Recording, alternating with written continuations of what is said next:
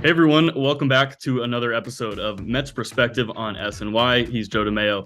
I'm Jacob Resnick, and Joe, we made it to the end of the year, the final episode of Mets Prospective for the season, and we've got a lot to get into. And number one, Mark Vientos, the Mets third base prospect, is up in the major leagues after spending most of the year at AAA Syracuse with the injury to Starling Marte. The Mets need a right-handed bat, and Vientos got the call. Joe, first of all, you've been calling for this move for quite a while, even going back to before the trade deadline. What was your reaction when Vientos got the call up to the major leagues?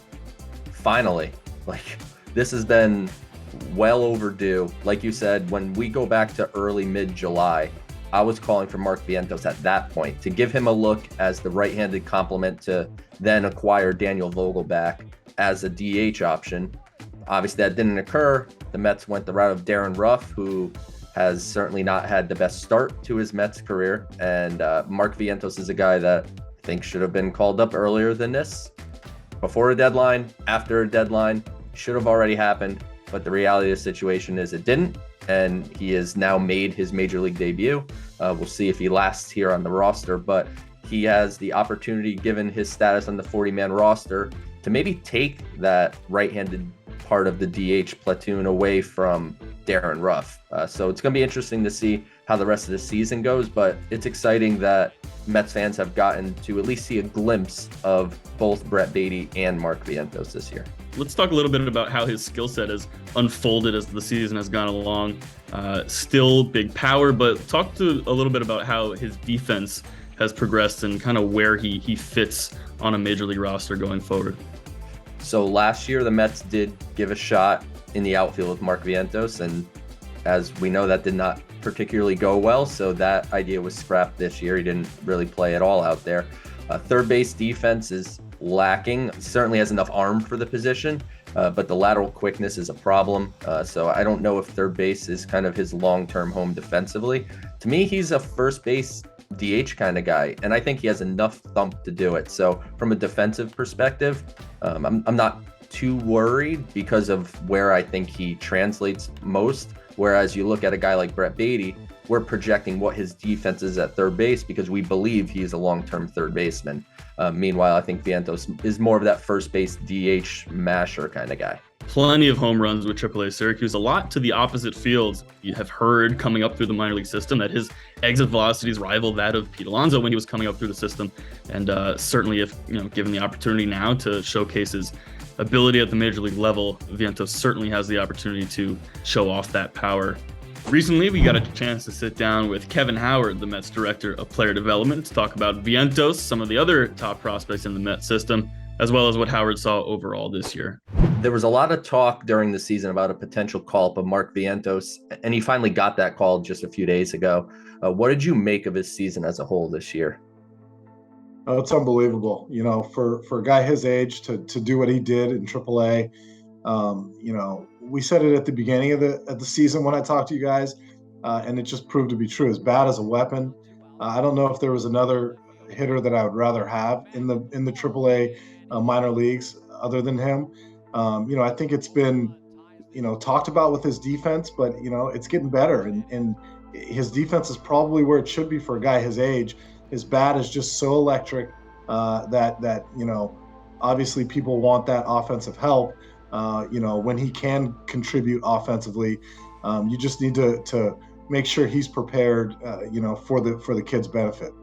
You mentioned Brett Baty, but he kind of hit a moment, around May, early June, where he had kind of gone through a little rough patch and then really put in the work to turn his season around completely. What is the work that he put in say about the kind of player that not only he is now, but could be down the line? Yeah, and he's another one that he worked his way there. Brett's a talented kid, but talent doesn't get you to the big leagues alone, and talent doesn't allow you to do what he was able to do in the minor leagues alone.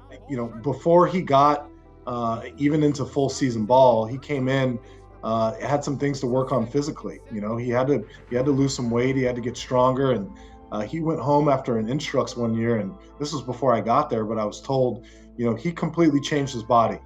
So it started with that kind of set up the foundation for, what you knew this kid was going to do from a work ethic standpoint. He's not fazed by struggling offensively. I don't think there's a player that's not going to go through some struggles at some point, when you play over 100 games. I think it was one of our major league hitters that say, you don't stop going through slumps when you get older and more experienced. You just learn how to get out of them a little quicker. And I think that's what Brett's been able to do.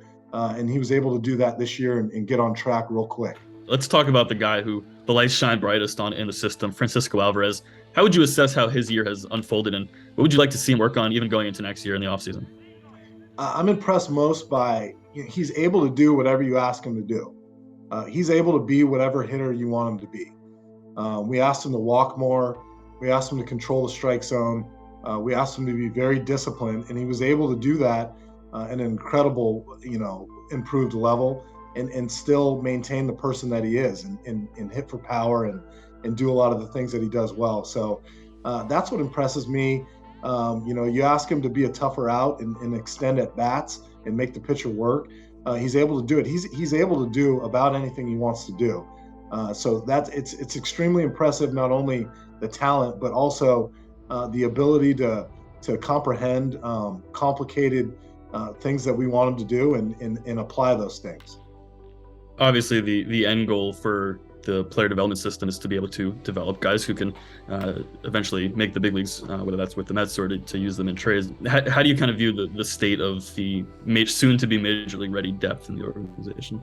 Maybe we might not have as many guys that can contribute to the big league team as other teams do, but I think the guys that we do have that contribute are really, really good and really exciting.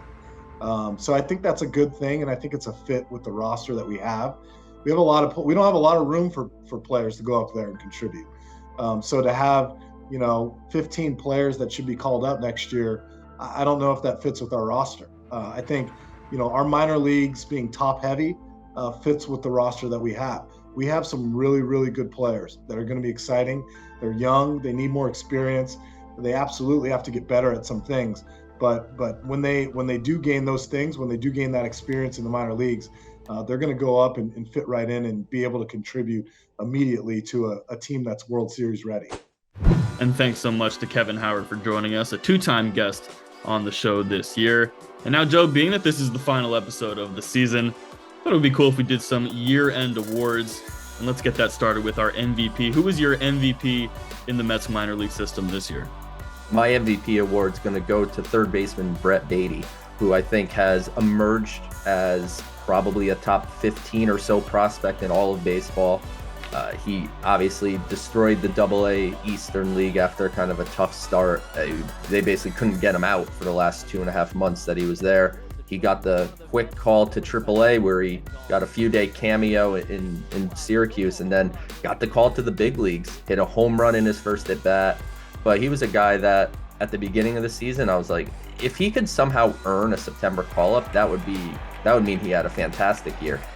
And he made the team. So I would say Baty had a fantastic year, and he's been pretty consistent once you get past kind of the real beginning season where a lot of players struggled with the cold up in Binghamton in April. So I think Baty certainly warranted this. There's a couple others. I'm sure you're going to get to a good one here, but Baty is my MVP. Really hard to argue with what Baty did, especially as he really got going, like you said, once the weather got warmer in Binghamton. But I don't think you could go with anyone else other than Francisco Alvarez, who's my MVP of the 2022 Mets minor league season. Just kind of looking at how his year unfolded, he hit 4 homers in his first 6 games at AA back in April. Then he went 29 games without homering, then came back, hit 2 in 1 game, and from that point on was just on fire at AA. 32 games, hit .319 with an OPS of 1.15. And it really wasn't a level that he shouldn't have even been at, given his age, just 20 years old, absolutely terrorizing AA pitchers. And then he got pushed up to AAA, again, at 20 years old. Just impressive the fact that he was even there. He did struggle quite a bit with, his average, but his on-base percentage still was pretty strong. He was hitting the ball hard as well. So obviously not a season that pushed him up to the major leagues like it did with Baty, but just considering how young he is at 20 years old, just to be in AAA full-time, really, really impressive, and a great season for Alvarez. Even, looking forward to next season, as potentially being able to compete for a spot even on opening day next year. The next award is going to be Most Improved Player, and I think this is an interesting one. I'll kick it off with center fielder Alex Ramirez. He's another guy like Alvarez who's greatly exceeding expectations just based on his age. Last year, he was one of 3 qualified players in single A at 18 years old. Now this year, one of 3 qualified players in high A at 19 years old. So he's not supposed to be at the level he's at, which is impressive on its own, but he's playing really well too and did all season, putting the tools into action, the power, the defense, the athleticism, really fantastic with Ramirez. Certainly had his ups and downs, but just putting himself in a position to get to AA next year at 20 years old, I think is really impressive for a guy like Ramirez. And Ramirez is another guy that is in the top 100 prospect in baseball conversation. So definitely a really good year for Ramirez. I'm going to go on the pitching side, and I'm going to go with right-handed pitcher Dom Hamill, who was the Mets' 3rd-round pick in the 2021 draft. He started in St. Louis. He posted an ERA of 3.84, got promoted to Brooklyn, and he's been fantastic since he's joined the Cyclones. ERA well under 3, around 2.5. He's only allowed 5.7 hits per 9 innings. His strikeout rate has risen to 12 batters per 9. Dom Hamill's positioning himself to be in the conversation for the top pitching prospect in the Mets system when we start doing our top 20s this offseason and the lists that we're going to put together here for SNY.TV. Dom Hamill certainly got to be in the conversation now to be the top pitching prospect in the system. And you would imagine he would start the 2023 season in AA Binghamton. And if you followed this show for the last 2 years, you know that there's going to be guys that are in AA Binghamton that make it to the major leagues within that season. So it's certainly not out of the realm of possibility that Dom Hamill at some point makes an appearance for the big league team in 2023. And that's going to do it for this episode of Mets Perspective and season 2 of Mets Perspective here on SNY. It's been a fantastic year getting to talk to players and coaches and instructors in the Mets minor league system, and we look forward to doing more in the future. He's Joe DeMayo. I'm Jacob Resnick. We'll see you next time.